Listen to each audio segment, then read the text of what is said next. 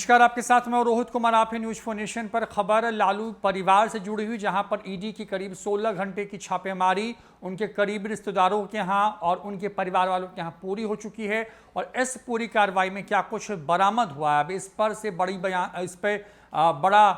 खुलासा हुआ है। आपको बता दें कि जो दिल्ली में छापेमारी सिर्फ की गई थी, जिसमें लालू यादव के करीबी जो परिवार के लोग हैं उनके यहाँ, जिसमें उनकी बेटियां शामिल हैं, उनके ससुराल के लोग शामिल हैं और साथ ही साथ शामिल हैं तेजस्वी यादव, उनके यहाँ से 70 लाख रुपए से अधिक का जो कैश है वो बरामद हुआ। इसके साथ साथ करीब 2 किलो सोना भी वहाँ पर जो है वो बरामद हुआ, जिसमें करीब 1.5 किलो के आसपास के सोने के गहने हैं, जबकि 540 ग्राम सोना जो है वो बरामद हुआ। इसके साथ साथ कई प्रॉपर्टीज़ के कागज़ जो है वहाँ पर जब्त किए गए हैं। इसके साथ साथ करीब 1900 जो है अमेरिकी डॉलर बरामद किए हैं, जिसकी कीमत करीब 1.25 लाख के आसपास में होती है।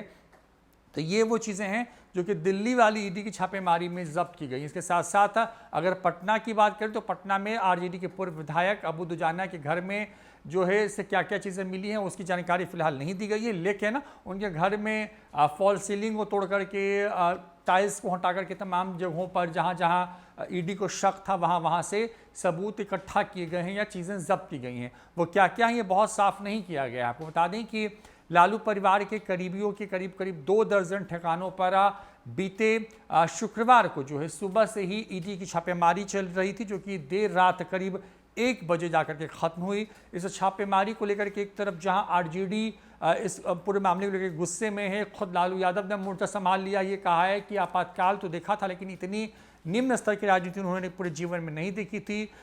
छापेमारी करीब 16 घंटे से ज़्यादा के वक्त तक चली और इस पूरी छापेमारी में जो चीज़ें जब्त हुई हैं उसमें 70 लाख के आसपास का कैश सिर्फ दिल्ली में उनके करीबियों के यहाँ से जब्त हुआ है। जाहिर तौर पर ये जो संपत्ति है वो फिलहाल ईडी के पास है और इसका आंकलन किया जा रहा है। तमाम जो प्रॉपर्टीज़ के पेपर हैं उसकी जानकारी ली जा रही है। इसके साथ साथ कुछ बैंक के लॉकर्स भी मिले हैं, उसको भी खंगाल सकती है ईडी आज। आपको बता दें कि आईआरसीटीसी के साथ साथ जो लैंड फॉर जॉब जो मामला है उस मामले को लेकर के लालू यादव और उनके करीबियों के यहाँ लगातार जो है सीबीआई और ईडी की दबिश बढ़ती जा रही है। इस पूरे मामले को लेकर के एक एक करके जो है चीज़ें सामने आ रही हैं और अब एक तरफ जहां लालू परिवार ने केंद्र की मोदी सरकार पर बड़े गंभीर आरोप लगाए, कहा है कि ईडी और सीबीआई जैसी जांच एजेंसियों का दुरुपयोग करके उनके परिवार को जानबूझ करके परेशान करने की कोशिश हो रही है, तो दूसरी तरफ जो बड़ी खबर सामने आ रही है वो ये कि अब यहाँ से क्या क्या चीज़ें जब्त की गई हैं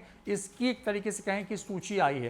तेजस्वी यादव के घर के बाहर भी जब ईडी के अधिकारी निकले तो उनके पास उनके हाथ में कई सारे सूटकेस थे, बड़ी बड़ी गाड़ियों में जो हैं चीज़ें रखी गई हैं, वो क्या चीज़ें हैं बहुत साफ नहीं है, लेकिन तस्वीरें आपके सामने देखिए किस तरीके से उन तमाम चीज़ों को जो है वो लेके जाया गया है। अब इसका पूरा आंकलन होगा, उसका ब्यौरा मांगा जाएगा कि चीज़ें आई कहाँ से। तो करीब 2 किलो के आसपास में सोना और इसके साथ साथ जो है करीब 70 लाख रुपए के आसपास के नगद रुपए के साथ साथ प्रॉपर्टीज़ के कागज़, कई बैंक अकाउंट्स, लॉकर्स की भी जानकारी मिली है। ये छापेमारी जो है ईडी की तरफ से करीब 2 दर्जन ठिकानों पर की गई थी, जिसमें तेजस्वी यादव के दिल्ली वाला जो फ्रेंड्स कॉलोनी का आवास है वो शामिल है। इसके साथ साथ शामिल है लालू यादव की 3 बेटियां हेमा, रागिनी और चंदा, इनके यहाँ जो है छापेमारी हुई थी। उनके समधी के यहाँ जो गाजियाबाद में रहते हैं वहाँ छापेमारी की गई। तो अलग अलग जगहों पर जो है ईडी ने छापेमारी की। लालू यादव के सीए भी शामिल थे इसमें और आरजेडी के पूर्व विधायक अबू दुजाना भी शामिल थे, जो कि पेशे से एक बड़े रियल एस्टेट कारोबारी हैं और लालू यादव के बेटे तेजस्वी यादव के तथाकथित मॉल के निर्माण करने वाली कंपनी के ऑनर भी हैं। ये भी उनके बारे में जानकारी दी गई है। उनके यहाँ भी छापा पड़ा है। तो क्या क्या चीज़ें जब्त की गई हैं इसकी धीरे धीरे करके जो सूची है वो बाहर आ रही है और न्यूज़ 4 नेशन आपको तमाम अपडेट्स लालू परिवार से जुड़ा हुआ जो भी अपडेट होगा हम आपको बताएंगे। लगातार इस छापेमारी को लेकर के सवाल खड़े किए जा रहे हैं, तो दूसरी तरफ बीजेपी ये कह रही है कि अगर भ्रष्टाचार हुआ है तो जाँच तो इसकी होनी ही चाहिए। इस तरह की बातें कही जा रही हैं। फिलहाल इस वीडियो में इतना ही। नमस्कार।